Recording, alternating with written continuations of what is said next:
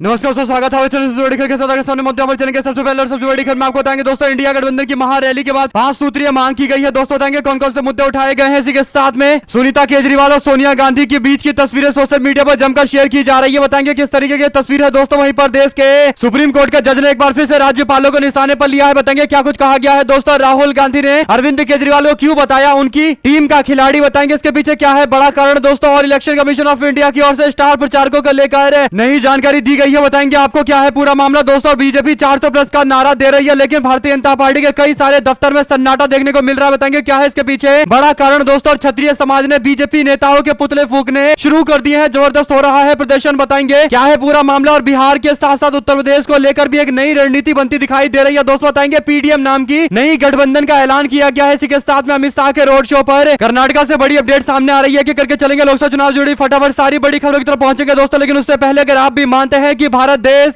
जबरदस्त परिवर्तन करने को तैयार है तो इस वीडियो को लाइक करके लाल बटन दबाकर चैनल को सब्सक्राइब करके बेल आइकन दबाकर कमेंट बॉक्स में जय हिंद जय भारत जरूर लिखेगा। चलते हैं सबसे पहले और सबसे बड़ी खबर की तरफ, जहां पर ऐतिहासिक रैली करते हुए इंडिया गठबंधन ने 5 सूत्रीय मांग उठाई है। भारी संख्या में जहां तहां लोग ही लोग दिखाई दिए हैं। दोस्तों, प्रियंका गांधी ने बताया कि हमारी 5 सूत्रीय मांग है। पहला कि लोकसभा चुनाव में समान अवसर सुनिश्चित करना चाहिए चुनाव आयोग को। दूसरा ये कि चुनाव आयोग को चुनाव में हेराफेरी करने के उद्देश्य से विपक्षी दलों के खिलाफ जांच एजेंसियों द्वारा की जाने वाली कार्रवाई पर रोक लगाई जानी चाहिए। और तीसरा, हेमंत सोरेन जी और अरविंद केजरीवाल जी को तत्काल रिहा किया जाए। चौथी मांग यह है कि चुनाव के दौरान विपक्षी राजनीतिक दलों का आर्थिक रूप से गला घोटने की जबरन कोशिश को तुरंत तत्काल प्रभाव से बंद किया जाना चाहिए। पांचवी और अंतिम मांग यह है कि चुनाव चंदे का उपयोग कर बीजेपी द्वारा बदले की भावना, जबरन वसूली और मनी लॉन्ड्रिंग के आरोपों की जांच के लिए सुप्रीम कोर्ट की निगरानी में एसआईटी का गठन होना चाहिए। लोकतंत्र बचाओ महारैली में कांग्रेस महासचिव प्रियंका गांधी ने ये 5 सूत्रीय मांग उठाई है। दोस्तों, साथ साथ कांग्रेस पार्टी की नेत्री सोनिया गांधी और अरविंद केजरीवाल की धर्मपत्नी सुनीता केजरीवाल की तस्वीरें सोशल मीडिया पर जमकर वायरल हो रही है। दोनों महिला नेताओं ने एक दूसरे से मुलाकात की है। दोस्तों, इस दौरान कांग्रेस पार्टी ने कहा कि न डरेंगे न झुकेंगे, लड़ेंगे और जीतेंगे। आगे आपको बता दें कि सुप्रीम कोर्ट की जज जस्टिस बीवी नागरत्ना की ओर से एक और बयान सामने आया। दोस्तों, उन्होंने कहा कि यह शर्म की बात है कि अदालत को राज्यपालों को यानी कई राज्य के राज्यपाल गवर्नर को बताना पड़ रहा है, उनको उनकी ड्यूटी याद दिलानी पड़ रही है। आपको बता दें कि जस्टिस बीवी नागरत्ना की ओर से की गई टिप्पणी भारतीय जनता पार्टी के ही गवर्नरों को लेकर की गई होगी, क्योंकि बीजेपी ने जहां जहां गवर्नर नियुक्त किया है, खासकर विपक्षी स्टेट में वहां के गवर्नर कुछ ज्यादा ही एक्टिव दिखाई देते हैं। एक तरीके से पॉलिटिकल कार्यक्रम में भी शामिल होते हैं, पॉलिटिकल बयान भी देते हैं। कहीं ना कहीं जस्टिस बीवी रत्ना की टिप्पणी इस पूरे मामले को लेकर है। दोस्तों, केरल के अंदर कई सारे मामले पर गवर्नर साहब हस्ताक्षर करने को तैयार नहीं है। कोई बिल पास करने में इतनी तकलीफ झेलनी पड़ रही है, ऐसा लग रहा है कि गवर्नर साहब एक राजनीतिक पार्टी के लिए काम कर रहे हैं। और इसी पूरे मामले पर देश के जज की ओर से ये टिप्पणी की गई है। आप लोग की जो भी राय हो लिखकर जरूर बताएगा। साथ साथ दोस्तों, हमारे 2 खिलाड़ियों को अंदर कर दिया, चुनाव में मैच फिक्स करने की कोशिश। रामलीला मैदान में राहुल गांधी ने अरविंद केजरीवाल और झारखंड के पूर्व मुख्यमंत्री हेमंत सोरेन को अपनी टीम का खिलाड़ी बताया। उन्होंने कहा कि किस तरह से मैच फिक्स करके मैच जीता जाता है। हमारे सामने लोकसभा का चुनाव है, अंपायर को किसने चुना है? नरेंद्र मोदी। हमारे 2 खिलाड़ी अरविंद केजरीवाल हेमंत सोरेन को गिरफ्तार करके मैच को फिक्स करने की कोशिश कर रहे हैं। बीजेपी 180 का आंकड़ा पार नहीं कर पाएगी। ये लोग 400 सीटें जीतने का दावा कर रहे हैं। 180 का आंकड़ा इनके लिए सबसे डिफिकल्ट होने जा रहा है। हमारे सारे बैंक खाते फ्रीज किए जा रहे हैं, लेकिन विपक्षी पार्टियां लगातार लड़ाई लड़ रही है। कुल मिलाकर दोस्तों, उन्होंने कहा कि नेताओं को धमकाया जाता है, नेताओं को पैसा देकर खरीदा जाता है या मैच फिक्स करने की कोशिश कर रहे हैं। ये मैच फिक्स केवल नरेंद्र मोदी ही नहीं बल्कि देश के 3-4 बड़े कॉर्पोरेट मिलकर कर रहे हैं। कई सारे और भी आरोप लगाते हुए राहुल गांधी ने अरविंद केजरीवाल और झारखंड के मुख्यमंत्री को अपनी टीम का मेंबर बताया है। साथ साथ स्टार प्रचारकों की जेब में 1 लाख से ज्यादा रुपए नहीं मिलने चाहिए। चुनाव आयोग ने इसे लेकर चेतावनी जारी कर दी है। बीजेपी के स्टार प्रचारक है नरेंद्र मोदी, गृह मंत्री अमित शाह और बीजेपी के नेता जेपी नड्डा, तमाम अन्य नेता भी। ऐसे में इलेक्शन कमीशन ऑफ इंडिया की ओर से दी गई जानकारी के मुताबिक स्टार प्रचारकों की जेब में 1 लाख से ज्यादा का कैश नहीं होना चाहिए। इलेक्शन कमीशन ऑफ इंडिया को लग रहा है कि इलेक्शन के अंदर झोल करने की कोशिश की जा रही है। बीजेपी के स्टार प्रचारकों समेत तमाम स्टार प्रचारकों को यह चेतावनी दी गई है। दोस्तों, साथ साथ लोकसभा चुनाव का पहला चरण 19 अप्रैल को होने जा रहा है। इसके लिए कांग्रेस पार्टी ने अपने स्टार प्रचारकों की लिस्ट जारी कर दी है। उत्तर प्रदेश में जिन नेताओं को प्रचार में लगाया गया है उसमें सारे नेता मल्लिकार्जुन खड़गे, सोनिया गांधी, राहुल गांधी, प्रियंका गांधी, अविनाश पांडे, अजय राय के साथ साथ आराधना मिश्रा और सलमान खुर्शीद, मीरा कुमार और सुखविंदर सिंह सुक्खू को प्रचार के लिए उतारा जाएगा। सिद्धरमैया, रेवंत रेड्डी, डीके शिव कुमार, अशोक गहलोत, दिग्विजय सिंह, भूपेश बघेल, हरीश रावत, सचिन पायलट, प्रमोद तिवारी, राजीव शुक्ला, इमरान प्रताप गढ़ी को मौका दिया गया है। दीपेंद्र सिंह हुड्डा, रंजीत रंजन और प्रदीप जैन आदित्य के साथ निर्मल खत्री, राज बब्बर, ब्रिजलाल खाबरी, अजय कुमार लल्लू और पीएल पूनिया के साथ साथ इमरान मसूद, मीम अफजल, नदीम जावेद के साथ साथ सुप्रिया शिनेर, धीरज गुर्जर और प्रदीप नरवाल और तौकीर आलम के साथ साथ राजेश तिवारी और सत्य नारायण पटेल, नीलांशु चतुर्वेदी और अलका लांबा का नाम ऐड किया गया है। आप लोग अपनी राय जो लिखा था। दोस्तों, साथ साथ भारतीय जनता पार्टी के लोग 400 सीटें जीतने का दावा कर रहे हैं, लेकिन गुजरात के अंदर बीजेपी में आपसी कलेश अचानक से देखने को मिल रहा है, जहां पर भारतीय जनता पार्टी के 2 लोगों ने चुनाव लड़ने से मना कर दिया, टिकट वापस वापस कर दिया। तो अब गुजरात के अंदर ही राजपूत समाज ने भारतीय जनता पार्टी के खिलाफ मोर्चा खोल दिया है। कारण यह है कि बीजेपी के नेताओं पर गंभीर आरोप लगाए गए हैं, जिन्होंने राजपूत समाज को लेकर अभद्र टिप्पणी की थी, रजवाड़ों को लेकर गलत टिप्पणी की थी। बीजेपी का कैंडिडेट बदलने के लिए क्षत्रिय समाज ने कहा था, लेकिन भाजपा ने ऐसा नहीं किया। तो इसके बाद अब बीजेपी के खिलाफ जहां तहां प्रदर्शन देखने को मिल रहे हैं। दोस्तों आलम यह है कि चुनाव के दौर में भी गुजरात के अंदर कई सारे बीजेपी के दफ्तर में शून्य पटक सन्नाटा देखने को मिल रहा है। इसी तरीके की तस्वीर शेयर करते हुए लोगों ने कहा कि राजकोट के अंदर बीजेपी का ऐसा विरोध हुआ है कि अब भारतीय जनता पार्टी का कोई भी नेता दफ्तर में दिखाई भी नहीं दे रहा है। एक तरीके से बीजेपी के लोग विरोध से बचने का प्रयास कर रहे हैं। साथ साथ दोस्तों लोगों ने प्रदर्शन किए हैं, पुतले फूके गए हैं। सोशल मीडिया पर कई सारी तस्वीरें सामने आ रही है। क्षत्रिय समाज का विरोध सड़कों पर देखने को मिल रहा है बीजेपी के नेताओं के प्रति। साथ साथ दोस्तों भारतीय जनता पार्टी के लोग जहां पर एक और 400 सीटें जीतने का दावा कर रहे हैं और गोदी मीडिया के लोग पूरी तरीके से उसी टेप रिकॉर्डर को बजाकर दावा कर रहे हैं कि 400 सीटें जीतेंगे, 400 सीटें जीतेंगे। लेकिन हकीकत यह है कि कम से कम लगभग 12 राज्यों के अंदर बीजेपी के लिए स्थिति काफी डामाडोल है। पंजाब में भारतीय जनता पार्टी बमुश्किल 1 या 2 सीटों पर लड़ाई में है। आंध्र प्रदेश में भारतीय जनता पार्टी दूर दूर तक दिखाई नहीं दे रही है। केरल के अंदर बीजेपी का खाता खुलता नजर नहीं आ रहा। तमिलनाडु में भी बीजेपी की स्थिति पिछली बार की तरह इस बार भी नग्न दिखाई दे रही है। साथ साथ मणिपुर की बात करें तो भारतीय जनता पार्टी को 1 सीट पर चुनाव लड़ने का मौका मिला है, लेकिन बीजेपी के लिए वो सीट भी काफी टफ है। चंडीगढ़ के अंदर बीजेपी का मुकाबला काफी टफ है और तेलंगाना में बीजेपी मात्र 2 सीटों पर जीतने की स्थिति में है। कर्नाटक के अंदर भाजपा का आंकड़ा सिंगल डिजिट में आकर सिमटने वाला है, क्योंकि आपसी कलेश इतने ज्यादा है। पश्चिम बंगाल के अंदर भी 18 से बीजेपी इस बार सिंगल डिजिट आंकड़े में आएगी। कई सारे सर्वे ये दावे कर रहे हैं। महाराष्ट्र के अंदर भाजपा को कम से कम 7 सीटों का नुकसान होगा। हरियाणा में कम से कम 3 सीटें बीजेपी लॉस कर रही है। राजस्थान के अंदर भी 7 सीटों का नुकसान बीजेपी को हो सकता है। तो सवाल सबसे बड़ा यह है कि बीजेपी को जो 20 सीटें मिली हुई है उससे तो आंकड़ा नीचे ही जा रहा है। तो आखिर 400 सीटें जीतने का दावा एकदम बोगस नजर आता है। आप लोग अपनी राय जरूर लिखकर बताएगा दोस्तों, आपकी क्या राय है। साथ साथ लखनऊ के अंदर अपना दल कमेरावादी यानी पल्लवी पटेल की पार्टी और AIMIM ने एक अलायंस बनाया है, जिसमें मुस्लिम समाज के लोगों को ऐड किया जा रहा है। दोस्तों पल्लवी पटेल ने कहा कि हम लोगों ने जो PDM बनाया है उसमें M का मतलब मुस्लिम होता है। उन्होंने कहा कि मुस्लिम पिछड़ा समाज और दलित समाज को एक साथ लेकर आगे बढ़ेंगे। सरकार इन समाज पर अन्याय कर रही है, विपक्ष जायज सवाल भी नहीं उठा रहा। इससे पहले वो इंडिया गठबंधन को समर्थन कर रही थी, लेकिन अचानक से उन्होंने एक नया अलायंस बना लिया है। असदुद्दीन ओवैसी को भी इस अलायंस का पार्टनर बनाया गया है। दोस्तों साथ साथ राहुल गांधी ने कहा कि बीजेपी 180 का आंकड़ा पार नहीं कर पाएगी। इसके पीछे राहुल गांधी ने जो तर्क दिए हैं वो भी बिल्कुल सही है। तेलंगाना, पंजाब, केरल, तमिलनाडु के अंदर बीजेपी की जीतने की स्थिति ही नहीं है। बाकी अन्य राज्य के अंदर भी भाजपा का आंकड़ा गिर रहा है। आप लोग की जो भी राय हो दोस्तों लिखकर जरूर बताएगा। साथ साथ भारतीय जनता पार्टी के स्टार प्रचारक और केंद्रीय मंत्री अमित शाह 2 अप्रैल को कर्नाटक में अपने चुनावी अभियान की शुरुआत करने जा रहे हैं। 2 अप्रैल को बेंगलुरु ग्रामीण लोकसभा क्षेत्र के चन्नपाटन में उनका रोड शो होने वाला है। DK शिव कुमार ने कहा कि अमित शाह ने चन्नपाटन को इसलिए चुना है क्योंकि भारतीय जनता पार्टी का और जनता दल सेक्युलर के कार्यकर्ता यहाँ पर एकजुट नहीं है। इन कार्यकर्ताओं के बीच में आए दिन लड़ाइयां हो रही है। यहाँ तक कि स्थानीय निकाय चुनावों के दौरान भी ये कार्यकर्ता एक साथ मिलकर काम नहीं कर पा रहे हैं। उन्होंने कहा कि इस वजह से अमित शाह यहाँ से अभियान की शुरुआत करना चाहते हैं, लेकिन उनको समझना चाहिए कि वो कितनी भी कोशिश कर ले उनका आपस में कभी मेल मिलाप हो ही नहीं सकता। ये 2 पार्टियां अलग अलग पार्टियां हैं। बेंगलुरु ग्रामीण से चुनाव लड़ रहे शिव कुमार के भाई ने भी अमित शाह के दौरे से पहले निशाना साधा है। दोस्तों साथ साथ नरेंद्र मोदी और उनकी सरकार पर कई सारे आरोप लग रहे हैं IT विभाग का इस्तेमाल करने का। और लोकसभा चुनाव से पहले कांग्रेस पार्टी को आयकर विभाग से 2 और नोटिस मिले हैं। पार्टी ने शनिवार को बताया कि उसका मूल्यांकन 2014-15 से लेकर 2016-17 के बीच में आयकर विभाग से नए नोटिस मिले हैं। 1745 करोड़ रुपए की मांग की गई है। बता दें कि मूल्यांकन 1994-95 और 2017-18 से 2020-21 के नोटिस को मिलाकर आयकर विभाग ने कांग्रेस पार्टी को कुल मिलाकर 3567 करोड़ रुपए की मांग की है। इंडियन एक्सप्रेस की रिपोर्ट के मुताबिक मुख्य विपक्षी दल के सूत्रों ने बताया है कि ताजा नोटिस शुक्रवार को शाम को प्राप्त हुआ। गौरतलब है कि इससे कुछ घंटे पहले ही पार्टी ने भारतीय जनता पार्टी के नेतृत्व वाली केंद्र सरकार पर लोकसभा चुनाव से पहले आर्थिक रूप से कमजोर करने का आरोप लगाया था। साथ साथ दोस्तों दिल्ली के मुख्यमंत्री अरविंद केजरीवाल ईडी के हिरासत में है। तब से सुनीता केजरीवाल काफी ज्यादा एक्टिव है और ऐसे में सियासी गलियारों में चर्चा यह है कि अरविंद केजरीवाल के बाद पार्टी में नंबर 2 की हैसियत अब उनकी पत्नी सुनीता केजरीवाल की हो गई है। दरअसल दिल्ली के रामलीला मैदान में विपक्षी रैली के दौरान सुनीता केजरीवाल नजर आई, पहली पंक्ति में बैठी हुई थी। आप लोग अपनी राय जो लिखा था। साथ साथ प्रियंका गांधी बोली, कहा जब भगवान राम सत्य के लिए युद्ध कर रहे थे तो उनके पास न तो शक्ति थी ना ही संसाधन थे, यहाँ तक कि उनके पास रथ भी नहीं था। प्रियंका गांधी की ओर से की गई टिप्पणी पर आप लोग अपनी राय जो लिखा था। साथ साथ भारतीय जनता पार्टी के प्रदेश अध्यक्ष के अन्नामलई के रविवार को चिदम्बरम संसदीय क्षेत्र में निर्धारित कार्यक्रम के कुछ घंटे पहले ही भारतीय जनता पार्टी के SC विंग के अध्यक्ष ने भारतीय जनता पार्टी छोड़कर गंभीर आरोप लगाए हैं। दोस्तों इस दौरान पूर्व मुख्यमंत्री एडापी के पल्लाना स्वामी के साथ मुलाकात करते हुए उन्होंने AIADMK का दामन थामा है। भारतीय जनता पार्टी की सत्ता छोड़ने के बाद AIADMK ज्वाइन करने के दौरान उन्होंने बीजेपी पर दलित नेताओं का कोई सम्मान नहीं करने का आरोप लगाया। उन्होंने कहा कि लोकसभा चुनाव के लिए उम्मीदवारों के चयन प्रक्रिया में उनसे सलाह नहीं ली गई। उन्होंने कहा कि भारतीय जनता पार्टी के शीर्ष नेतृत्व आगामी लोकसभा चुनाव में VCK के अध्यक्ष हिरू मावलवन की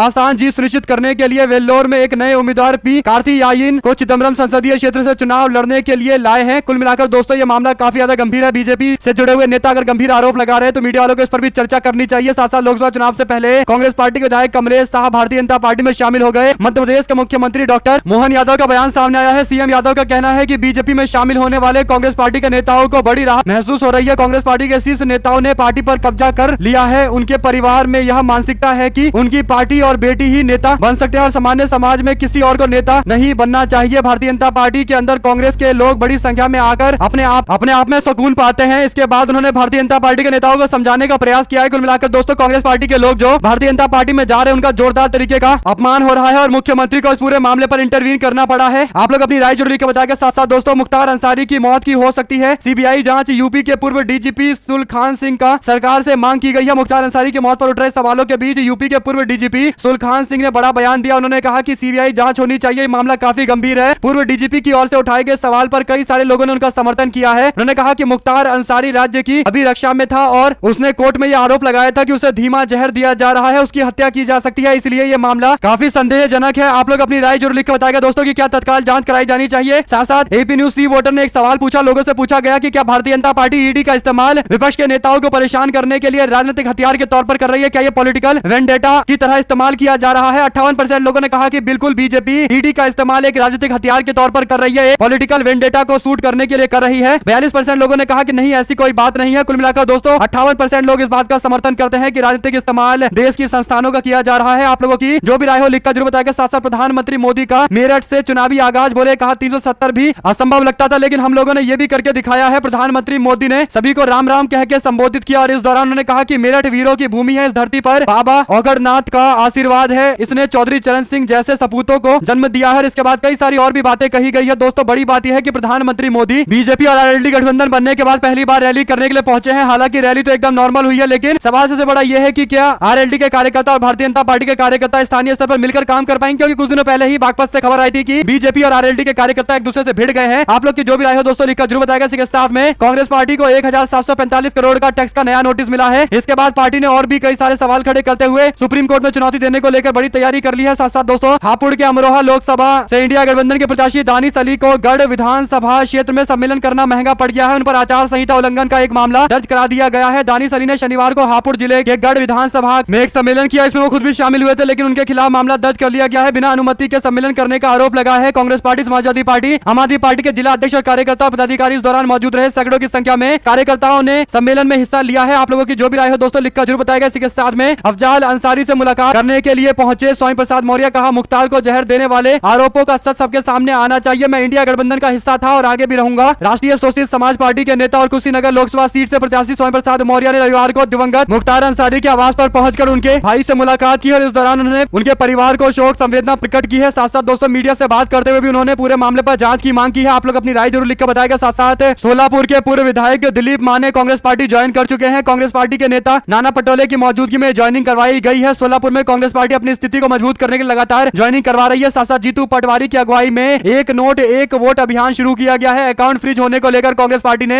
सीधा जनता से संपर्क साधने का फैसला लिया है। भोपाल संसदीय सीट से कांग्रेस पार्टी के प्रत्याशी अरुण श्रीवास्तव चंदा एकत्रित कर लोकसभा का चुनाव लड़ेंगे। प्रदेश कांग्रेस के अध्यक्ष जीतू पटवारी के नेतृत्व में उन्होंने भोपाल के न्यू मार्केट क्षेत्र से एक वोट एक नोट अभियान के तहत भोपाल के लोगों से चंदा एकत्रित किया। लोकसभा चुनाव से ठीक पहले कांग्रेस पार्टी के बैंक खाते फ्रीज होने के बाद अब सियासत तेज हो गई है। खाते फ्रीज होने के विरोध में कांग्रेस पार्टी ने प्रदेश भर के अंदर एक वोट एक नोट अभियान की शुरुआत की है। इसी क्रम में राजधानी भोपाल में भी लोकसभा प्रत्याशी अरुण श्रीवास्तव ने अभियान में हिस्सा लिया है। आप लोगों की जो भी राय हो दोस्तों लिखकर जरूर बताएगा। इसी के साथ में बंगाल चुनाव में 200 सीटें ला रहे थे लेकिन भारतीय जनता पार्टी को मात्र 77 सीटें मिली। ममता बनर्जी ने कहा कि बीजेपी के लोग इसी तरीके से ओवर एस्टिमेटेड वैल्यू देते हैं। उन्हें लगता है कि इस तरीके का दावा करेंगे तो माहौल बन जाएगा, लेकिन जनता को पता है कि बीजेपी को कितनी सीटें देनी है। जैसे पश्चिम बंगाल में बीजेपी 200 सीटें जीतने का दावा कर रही थी लेकिन जनता ने मात्र 77 सीटों पर निपटा दिया। वैसे ही 400 का ये लोग नारा दे रहे हैं। 180 के आसपास सीटें भी नहीं जीत पाएंगे। इस बार जनता भी इनको सबक सिखाने को तैयार है। ममता बनर्जी ने इस महीने की शुरुआत में लगी चोट के बाद पहली रैली को संबोधित करते हुए कहा कि सिटीजनशिप अमेंडमेंट एक्ट वैध नागरिकों को विदेशी बनाने का जाल है। हम पश्चिम बंगाल में ना तो सीएए ना ही राष्ट्रीय नागरिकता पंजीकरण यानी एनआरसी को लागू होने देंगे। बीजेपी के लिए काम कर रहे हैं। मार्क्सवादी कम्युनिस्ट पार्टी और कांग्रेस पार्टी ये निशाना साधते हुए उन्होंने टिप्पणी की है। आप लोग अपनी राय जरूर लिखकर बताएगा दोस्तों। इसी के साथ में लोकतंत्र बचाओ रैली में शामिल हुई केजरीवाल की पत्नी, कहा शेर है केजरीवाल, ज्यादा दिन तक जेल में बंद नहीं रहेंगे, जल्द ही उनको मुक्ति मिलेगी, जेल से बाहर आएंगे क्योंकि जनता का प्रेम उनके साथ में है और जनता के प्रति उनका पूर्ण समर्पण है। आप लोग अपनी राय जरूर लिखकर बताएगा। साथ साथ दोस्तों जेडीएस पार्टी के लिए बुरी खबर सामने आई है, जहां पर कांग्रेस पार्टी की विचारधारा को एक्सेप्ट करते हुए जेडीएस के माइनॉरिटी यूनिट के लीडर ने बड़ी संख्या में कांग्रेस पार्टी ज्वाइन की है। इनका कहना है कि जनता दल सेक्युलर क्योंकि भारतीय जनता पार्टी से अलग पहले चुनाव लड़ती थी और बीजेपी बीजेपी की सांप्रदायिक विचारधारा का विरोध करती थी, हम लोग उनके साथ में थे, लेकिन अचानक से बीजेपी के साथ जेडीएस के नेताओं ने अलायंस कर लिया बिना किसी के पूछे हुए, और उसके बाद अब हम बीजेपी और जेडीएस के गठबंधन में साथ में नहीं रह सकते, और इसीलिए फैसला लिया गया है कि अब कांग्रेस पार्टी ज्वाइन करेंगे और कांग्रेस पार्टी को लोकसभा चुनाव जितवाएंगे। माइनॉरिटी सेल तो पूरी तरीके से जेडीएस से इतर कांग्रेस पार्टी में चला गया है दोस्तों, यानी मुस्लिम वोट इस बार बिल्कुल नहीं बटने वाला। जेडीएस को जो वोट मिलते भी थे अब उस वोट में भी कोई बंटवारा नहीं होगा। साथ साथ शरद पवार बोले, कहा इस सरकार यानी केंद्र की बीजेपी सरकार ने दिल्ली के सीएम, झारखंड के सीएम को गिरफ्तार किया और विभिन्न राज्यों के अन्य नेताओं को भी जेल में डाल दिया। ये कार्रवाई लोकतंत्र और संविधान पर हमला है, हमें हमारी जिम्मेदारी निभानी होगी। दिल्ली के मुख्यमंत्री, झारखंड के मुख्यमंत्री, उनके खिलाफ की जा रही कार्रवाई पूरी तरीके से प्रजातंत्र पर, लोकतंत्र और देश के संविधान पर जबरदस्त चोट पहुंचाना और हमला पहुंचाने के तहत किया गया है। पूरे मामले पर उन्होंने कई सारी और भी बड़ी बातें कही है दोस्तों, और भारतीय जनता पार्टी को महाराष्ट्र से चुनाव हराकर भेजने की भी जानकारी दी है। आप लोग अपनी राय जरूर लिखकर बताएगा। साथ साथ तस्वीर में खड़ी हुई महिला इस देश की प्रथम नागरिक महामहिम राष्ट्रपति श्रीमती द्रौपदी मुर्मू है। बैठे लोगों में वयोवृद्ध अडवाणी जी है, उन्हें घर पर भारत रत्न का पुरस्कार दिया गया है। दूसरी और प्रधानमंत्री नरेंद्र मोदी है। यह सिर्फ प्रथम आदिवासी महिला राष्ट्रपति का ही नहीं बल्कि सामान्य शिष्टाचार के खिलाफ भी है। दरअसल दोस्तों इस तस्वीर में देखा जा सकता है कि प्रधानमंत्री मोदी बैठे हुए हैं और लाल कृष्ण आडवाणी, क्योंकि उनकी हेल्थ खराब है तो उनको इस तरीके से बैठे रहने की इजाजत मिलनी चाहिए, उनको भारत रत्न दिया गया है। राष्ट्रपति महोदय भी यहाँ पर मौजूद है, लेकिन राष्ट्रपति महोदय अपनी कुर्सी से खड़ी है, लेकिन प्रधानमंत्री मोदी कुर्सी पर बैठे हुए हैं जबकि राष्ट्रपति महोदय वहां पर खड़ी है। तो सवाल ये खड़ा होता है कि क्या एक राष्ट्रपति को खड़ा करके प्रधानमंत्री अपनी कुर्सी पर बैठे रह सकते हैं? क्या ये देश के शिष्टाचार, समाज शिष्टाचार के खिलाफ नहीं है? आप लोग अपनी राय जरूर लिखकर बताइएगा दोस्तों, क्योंकि आगे सुप्रिया शिनेट ने लिखा कि यह इज्जत है आदिवासी वंचित शोषित समाज की, क्या लानत है भारतीय जनता पार्टी के लोगों पर। गला फाड़कर महिला सम्मान का ढोंग करने वाली बीजेपी और उसके असभ्य नेता, महिला मंत्रीगण, बद दिमाग कार्यकर्ता एक महिला राष्ट्रपति के इस अपमान से भी जरा से भी आहत नहीं हुए हैं। ये पूरी तरीके से भारतीय जनता पार्टी की महिला विरोधी सोच की पोल को खोलता है। आप लोग अपनी राय जरूर लिखकर बताएगा। साथ साथ दोस्तों प्रधानमंत्री मोदी कांग्रेस पार्टी को लेकर सवाल खड़ा कर रहे हैं। दरअसल दोस्तों ये आरोप लगते आए हैं और लद्दाख के लोगों ने ही कहा है। सोनम वांगचुक भी ये कहते हैं कि 4000 स्क्वायर किलोमीटर की भूमि भारत की चाइना ने कब्जा ली है और यहाँ पर अब भारत की आर्मी पेट्रोलिंग नहीं कर सकती। यहाँ पर जो पहले चरवाहे जाया करते थे भारत, क्या वो भी नहीं जा सकते? पूरी तरीके से चाइना के कब्जे में वो इलाका है, ये आरोप लगाए जा रहे हैं। तो इस बीच प्रधानमंत्री मोदी ने एक बयान देते हुए इंदिरा गांधी के समय में श्रीलंका को दिए गए एक टापू का मुद्दा उठाया है और कांग्रेस पार्टी पर आरोप लगाया है कि अखंडता को कमजोर करने की कोशिश की गई है। आप लोग अपनी राय जरूर लिख के बताएगा दोस्तों, क्योंकि सवाल सबसे बड़ा यह है कि चाइना ने भारत की भूमि पर कब्जा किया है जैसा कि लद्दाख के लोग दावा कर रहे हैं, तो क्यों बीजेपी के लोग इसका जवाब नहीं दे रहे बल्कि पुराने मुद्दे को उठाकर अपने सरकार के कथित फेलियर को बचाने की कोशिश कर रहे हैं? आप लोग अपनी राय जरूर लिख के बताएगा दोस्तों कि क्या ये टाइमिंग इसीलिए चुनी गई है क्योंकि अब चीन के मुद्दे पर बीजेपी सरकार की पोल खुलने वाली है। साथ साथ तेलुगु देशम पार्टी ने रविवार को वाईएसआरसीपी कांग्रेस पार्टी पर डीप फेक वीडियो तकनीक का इस्तेमाल करके झूठ प्रचार प्रसार फैलाने का गंभीर आरोप लगाया है। टीडीपी ने आरोप लगाया है कि सत्ताधारी दल ने झूठे बयान फैलाने के लिए डीप फेक तकनीक का इस्तेमाल किया है, वीडियो का इस्तेमाल किया जा रहा है। टीडीपी के प्रमुख एन चंद्रबाबू नायडू ने कहा कि इस तकनीक के जरिए प्रचार किए जा रहे हैं। भारतीय जनता पार्टी के साथ टीडीपी पार्टी का अस्थायी गठबंधन बना हुआ है दोस्तों, यानी ये गठबंधन मात्र 2 महीनों के लिए है। ये जानकारी दी गई है। आप लोगों की जो भी राय हो लिखकर जरूर बताएगा। साथ साथ डीके शिव कुमार बोले, कहा लोकसभा की सीटें हमने कर्नाटका में लगभग 6 महिलाओं को दिया है और हम लोग क्योंकि नारी शक्ति में विश्वास रखते हैं इसीलिए हमने ये टिकट दिया है। हालांकि दोस्तों भारतीय जनता पार्टी के नेताओं पर यह आरोप है कि इन्होंने बिहार के अंदर कई सारे टिकटें बांटे लेकिन उसमें से एक भी महिलाओं को टिकट नहीं दिया गया। पिछली बार एक सांसद थी, उनका भी टिकट इस बार काट दिया गया है। आप लोग की जो भी राय हो दोस्तों लिखकर जरूर बताएगा। क्या महिलाओं को टिकट देने से ही महिला शक्ति आगे बढ़ेगी या फिर केवल बेफिजूल की बातें करना और बड़ी बड़ी बातें और काम कुछ नहीं करने से कुछ होगा? आप लोग अपनी राय जरूर लिखकर बताएगा। चलते हैं एक और बड़ी अपडेट की तरफ, जहां पर क्या देश के अंदर बैंकिंग का जो सिस्टम शुरू किया गया है क्या उससे लोगों को लूटा जा रहा है? गंभीर आरोप लगे हैं दोस्तों। मीडिया में एक न्यूज शेयर किए जा रहे हैं जिसमें दावा किया गया है कि लगभग 21,000 करोड़ रुपए मिनिमम बैलेंस के नाम पर बैंकों ने भारत की जनता से कमाए हैं। यानी अगर आपके पास एक मिनिमम इनकम नहीं रहेगा तो उसके बाद आपके पैसे काटे जाते हैं बैंक में। तो कुल मिलाकर 21,000 करोड़ रुपए का कलेक्शन हुआ है। 8,000 करोड़ रुपए लगभग एडिशनल एटीएम के ट्रांजैक्शन के नाम पर कमाए गए हैं। 6,000 करोड़ रुपए जनरल पब्लिक के नाम पर एसएमएस सर्विस के नाम पर कमाए गए हैं। सूरज जी नाइक की ओर से कहा गया कि हमसे वादा किया गया था कि काले धन को वापस लेकर आएंगे, लेकिन यहाँ पर तो जो सफेद धन जनता के पास है उन्हीं को लूटा जा रहा है। आप लोग अपनी राय जरूर लिखकर बताएगा दोस्तों आपका क्या कहना है, क्योंकि जिस तरीके की कार्रवाई आजकल बैंकों में हो रही है उस पर गंभीर सवाल उठने पूरी तरीके से तय है। साथ साथ प्रधानमंत्री मोदी की रैली के दौरान जयंत चौधरी बोले, कहा चौधरी चरण सिंह गृह मंत्री थे, रेडियो का कार्यक्रम चल रहा था, चौधरी साहब ने सुना कि उन्हें पद से हटा दिया गया, उनको लौटना था। उन्होंने कहा कि मैं सरकारी गाड़ी में नहीं बैठ सकता, ऐसी ईमानदारी चौधरी साहब की थी। आज हम देखते हैं गंभीर आरोप के बावजूद जेल की सलाखों के पीछे से सत्ता का सुख लोग भोगने की कोशिश कर रहे हैं। आप लोग अपनी राय जरूर लिखकर बताएगा दोस्तों, क्योंकि जब से भारतीय जनता पार्टी के गठबंधन में जयंत चौधरी की पार्टी आरएलडी शामिल हुई है तब से उनके बयानों में कई तरीके के बदलाव देखने को मिल रहे हैं। साथ साथ राहुल गांधी के मैच फिक्सिंग के आरोप पर सुप्रिया शिनेट बोली, कहा 100 बात की एक बात, मोदी जी 180 पार नहीं कर पाएंगे, बाकी सारे नारे घबराहट छुपाने के लिए जुबानी जमा खर्च है। टीवी पर परोसे जाने जाने वाला झूठ जमीनी हकीकत नहीं बदल सकता है। आप लोग अपनी राय जरूर लिखकर बताइएगा दोस्तों। साथ साथ अलीगढ़ से बहुजन समाज पार्टी के लोकसभा के प्रत्याशी गुफरान नूर को अचानक से दिल का दौरा पड़ गया। शहर के निजी अस्पताल में उनको भर्ती कराया गया है। उनके समर्थक जल्दी से जल्दी सही होने की दुआ कर रहे हैं। बहुजन समाज पार्टी ने लोकसभा चुनाव 2024 के लिए अलीगढ़ लोकसभा क्षेत्र से गुफरान नूर को मैदान में उतारा है। बसपा के राष्ट्रीय महासचिव और पूर्व सांसद बाबू मुनकाद अली ने उनकी घोषणा किया था, उनके नाम की घोषणा की थी और जानकारी दी थी, और इसके बाद अब आनंद फानंद में उन्हें अस्पताल में भर्ती जरूर कराया गया है। और जानकारी ये भी आ रही है कि हो सकता है उनका टिकट बदला जाए। आप लोग अपनी राय जरूर लिख बताएगा। हमारे साथ लगातार जुड़े रहने के सभी दोस्तों, भाइयों, बहनों, मित्रों का बहुत बहुत धन्यवाद। देख रहे थे आप अपना चैनल जय हिंद, जय भारत। बहुत धन्यवाद।